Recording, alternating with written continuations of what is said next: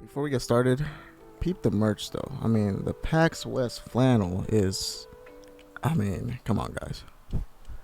I know you see that. I know y'all see that.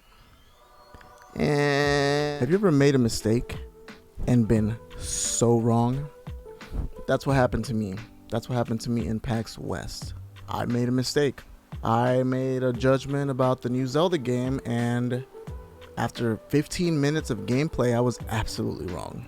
What is up, you guys? Welcome to the collective. My name is Furman, and in this video, we're going to be talking about The Legend of Zelda: Echoes of Wisdom. But before we get started, don't forget to like this video, share this video, and subscribe to my channel for more awesome content just like this.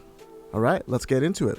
So, I've already talked about this before, but my initial reaction to The Legend of Zelda: Echoes of Wisdom was basically like, wow, this is really amazing that we finally get to play as Zelda in an official Zelda game. Well, I guess I can't really say that because, you know, the Philips CDI ones were official. I mean, an actual really good one. A good Zelda game. Yeah, honestly, my first impressions of it was that I was really excited for it. Zelda looks really cool. A lot of people don't like the art direction of this game and Link's Awakening, but I absolutely love it. And, you know, I'm a huge fan of it, so it didn't bother me. I love the scope of the game, but I didn't necessarily like the fact that, you know, Zelda's main weapon is a wand that creates furniture. I wasn't really feeling this because Zelda's like kind of sort of a mage, you know, she's really strong in magic. And so for that to be like her main weapon, furniture maker, feels really crazy. Or even reposition troublesome enemies. After playing this game at Pax West, I am 100% sold. I am so sold that I came home and literally bought the game digitally. Now, I typically buy games digital when it comes to Nintendo for two reasons. One, so that I can play it and, you know, I get the physical copy for my kids to share and they can play it amongst themselves. And two, because they have the voucher program now. So if you spend $100 to buy two of the vouchers, you can get two Nintendo games. And you get them for $20 off. So essentially you're paying $50 for two Nintendo games. That is crazy. That is a crazy good deal, especially because they are brand spanking new.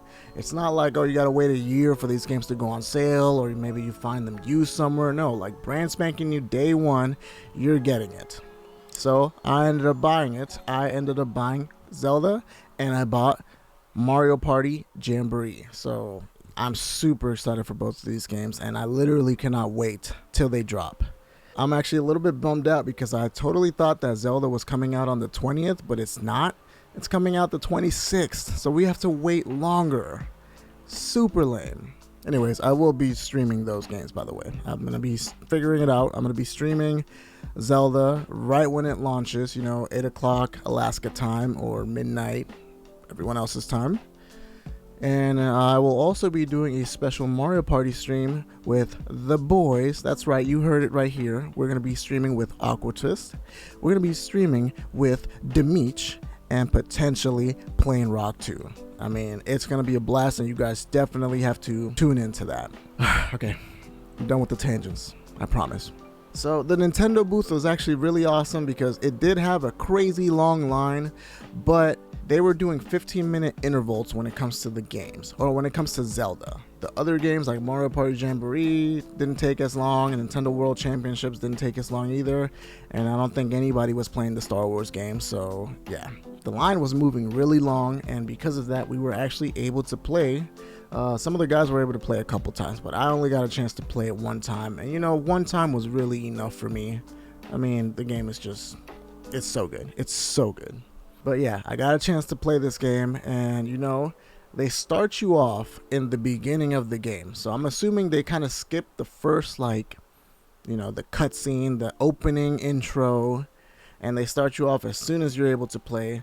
You just received the tri-rod, and you have to escape the dungeon. So, you know, I love that this is kind of like an homage to Link to the Past, because, you know, you have to rescue Princess, and she's in the dungeon. And now she's got to rescue herself. So super cool. But yeah, like the early stages of it, you know, it's got like three or four separate areas where you have to traverse to get out of the dungeon. And it's like in a really cool and unique way. You basically use the furniture and the pots that you find to, you know, make ladders for yourself to sneak past some of the guards. And it was pretty simple, I'm not gonna lie. It wasn't something that was super hard to figure out, so I kind of blasted through most of that, but it was a lot of fun. It was a lot of fun, and the game works really well.